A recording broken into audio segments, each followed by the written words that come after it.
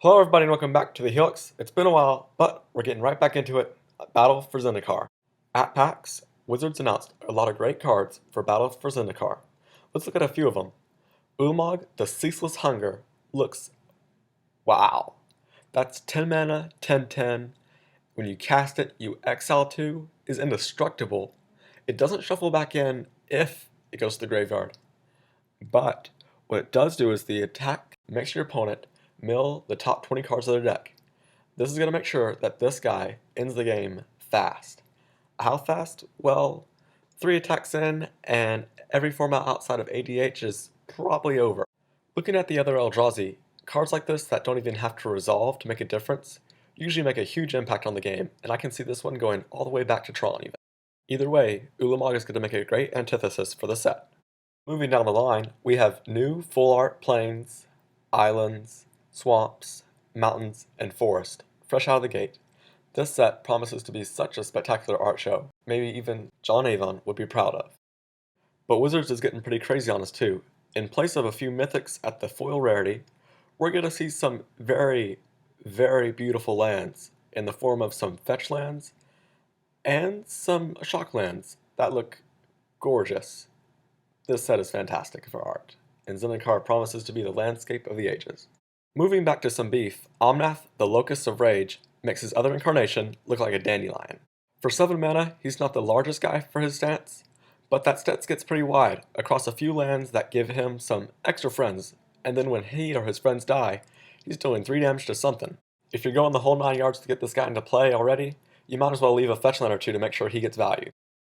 If you're dealing with slightly smaller threats than Locusts, then Rolling Thunder might be what you need. Rolling Thunder hasn't seen print in about 20 years for Standard, and he's here to make sure that he sees some Standard play. But Creator's Claw hasn't left us yet, and it might have something to say about it. As a side note, I want to mention how awkward Titan Presence is. It's kind of like a dragon card, where you reveal it, and it gets the ability, but it doesn't have anything besides that ability, and to go along with this, it doesn't count it if the creature's in play. So, meh? I don't know if it'll actually see play, but a colorless exile anything spell seems okay still. But the man fighting this presence is Gideon, ally of Zendikar. Ally of Zendikar is a 4 mana, 4 loyalty planeswalker that +1 makes himself a 5/5 indestructible duder. His minus makes a 2/2 ally, yes, an ally, and then his -4 gives all your creatures +1/+1 for the rest of the game. Wow. So, Ulamog deserved a wow, and this guy deserves a wow. Let's walk through why this deserves a wow. So, 4 mana planeswalker, pretty good. 4 loyalty, mid-range, survives a hit or 2. The +1 makes himself a 5/5, so he's going to be fighting other planeswalkers pretty effectively. His minus ability makes it protection, so this heal guy can do some blocking, trading. Also an ally, we may or may not, and by may not, I mean most likely, we'll see a lot of ally triggers off this guy, and this guy's going to fit perfectly into that deck.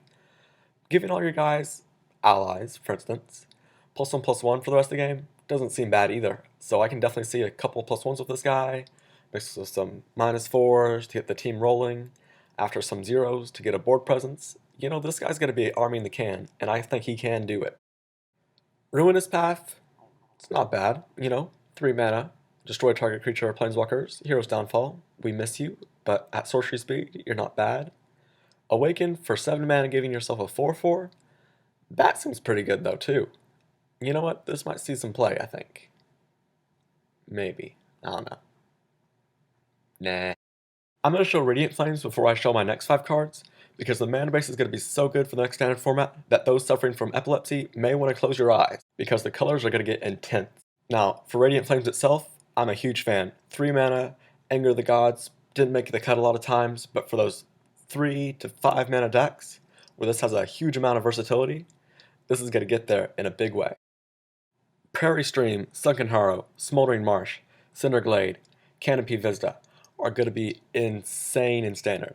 So the big thing here is that there are dual lands, yes, dual lands where they have islands, plains, swamps, islands, swamps, mountains, mountains, forest, forest, plains, on the same cards, together. We already have something from Construct here called Fetch Lands that goes and gets, like Flooded Strand for instance, gets maybe a plains or an island but that doesn't really count as a dual land or any filtering whatsoever really, because you don't get that for the rest of the game. You're stuck with what you needed at that time. But these lands get you what you need for the rest of the game. So let's say you play that strand now with these new cards out. Well, the obvious choice if you are just blue-white is Prairie Stream. You know, you get both your colors for the rest of the game. And if you got your 2 lands, then it's untapped. Great. Now if you don't, and you're something different entirely, you can go search for Sunken Hollow or Canopy Vista too to get your green-black splashes in there as well. The splash potential is what really gets me with these cards. So let's say you're primarily a Plains Island type of deck-esque. Now, you should be playing Polluted Deltas and Windswept Heaths. Now, here's the reason. Your Windswept Heaths and Polluted Deltas can go both get your Prairie Stream to get either color you need. But from there, your Polluted Delta can get Sunken Hollow, Smoldering Marsh, and your Windswept Heaths can get Glades and Vistas. This is all along with your Prairie Stream to make sure that you get exactly what mana you need. And lands can go for the respective basics as well, to make sure those other lands that we just mentioned come into play always untapped for the rest of the game. These things have a lot of versatility to them, and I'm really happy that they're here. So that's what Zendikar has to offer us for now. We still have tons of new cards to come out yet, and we have a few weeks to go before we even hit the pre-release. This looks like a fun set, and I'm having a blast just going over it. Thanks for watching, and as always, Jesus loves you.